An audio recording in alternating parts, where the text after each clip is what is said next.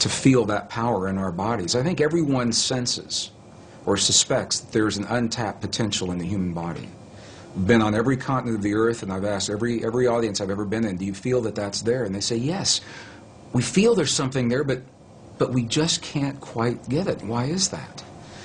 So we have a feeling that there's more to us, but we rely on a written validation in a 5,000-year-old text or a scientific study to tell us that it's true.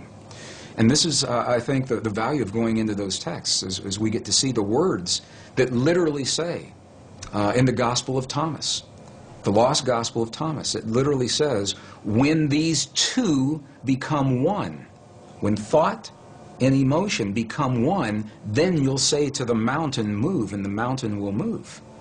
And I used to think that that was a metaphor. And I now have seen enough to know that moving a cancerous tumor inside the body of a living woman, that's moving a mountain to me. And it's all done from marrying thought and emotion together. In 1998, I had my first journey into the highlands of central China and Tibet.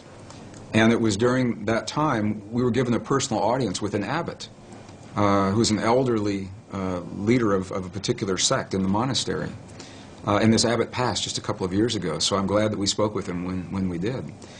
And it was this man, I asked the question that I asked every monk, every nun, I asked the shaman in Peru and Bolivia, but I had the clearest response from this man.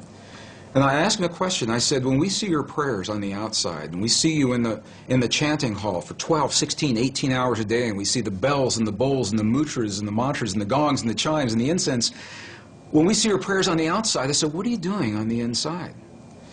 And this was the man that looked at me. He said, you've never seen our prayers, because a prayer cannot be seen. He said, what you see are the things we do to create the feeling in our body, and the feeling is the prayer. And then he turned the question on me, and he said, how do you do this in your culture? Through a translator.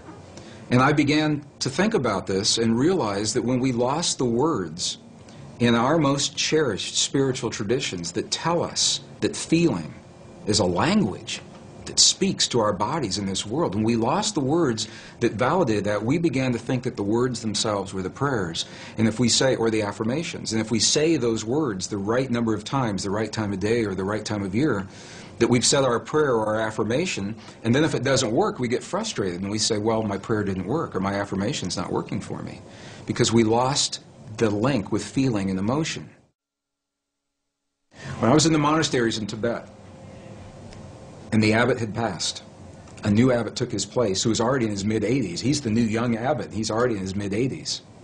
And I asked him a question. This was in 2005. We just went back. And I asked him a question, and I said, what is the force in your tradition, in your belief system? What is the force that connects the universe? What's the force that holds everything together? And through the translator, he answered me with one word. And I thought I heard it incorrectly. And I said, would you do that again? And he came back and he answered me with one word, and he said, compassion. And I said, well, wait a minute. I said, is compassion a force that holds everything together, or is it a feeling that we experience in our bodies? And he said, yes. And that was very powerful for me to understand that, because it says that we have the ability to feel in our bodies the stuff that holds this universe together. And we're really not so different from those quantum particles in the stars beyond us, or in the tumor that's in front of us, in the suffering of our loved ones, or in the peace between the nations. It's all part of the same thing. The challenge is to make it more than an intellectual exercise. How do we know we're part of all that is? One of the ways that helped me come to that realization, there was an experiment that was done in 1997 in Geneva, Switzerland. Made world headlines. 3,500 reporters from the science journals were there. They documented this experiment, and it didn't make the cover of Time magazine or USA Today, although I think it should have. And what the experiment showed, the bottom line, was that when you take the stuff our world is made of, a particle of matter, one particle, and even if you split that particle and send each portion to different locations, which is what this experiment did, they split one particle of matter and sent one particle 7 miles this direction, the other 7 miles that direction. They were 14 miles apart, and even though they were separated physically, they were still connected energetically.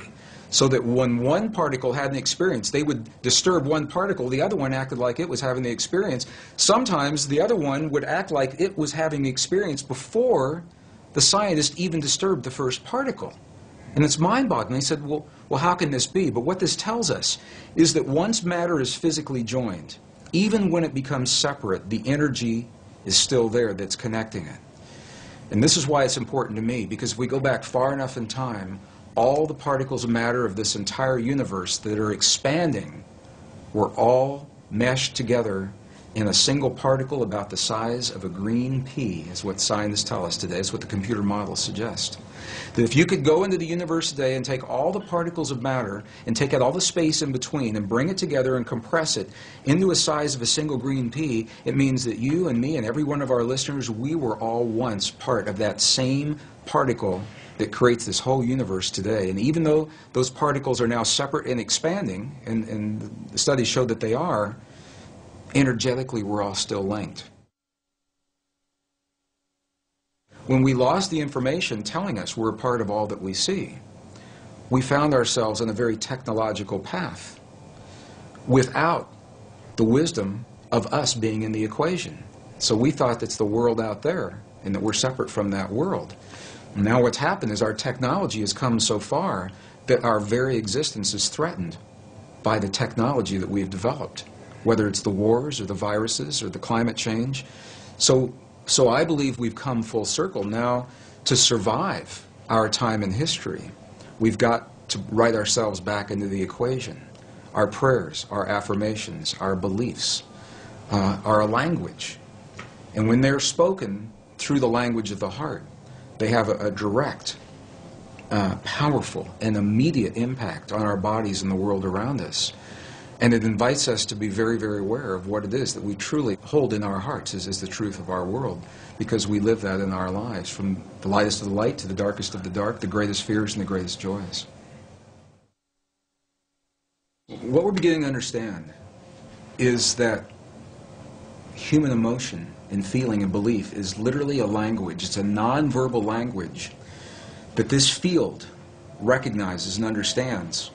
And the field works in what we call real time. It doesn't know about a few minutes from now. So if you say in your affirmation, 20 minutes from now, I'd like for my perfect mate to manifest for me now, it doesn't know about 20 minutes from now. It is a real-time application. And this is why the key, and this is what the ancients say, and this is what the monks and the nuns tell us real-time today. They say to be very specific about what it is that we're choosing to have in our lives, because what we're doing, and it helps if we understand this, what we're doing is in the world of quantum possibility, in the soup, the nebulous soup of all possibilities, what we're doing is we're isolating, we're locking one into place. And if we're not specific about what that possibility is, then how can the field be specific about what it is that it gives to us? Whatever it takes to get us to the point where we can transcend the limits, the laws of physics and biology as we've known them in the past. We have a power within us that transcends those laws, that we're more than our mistakes, that we're more than the suffering, we're more than the limits that we believed in the past. And that is where I say, wow, that really inspires me.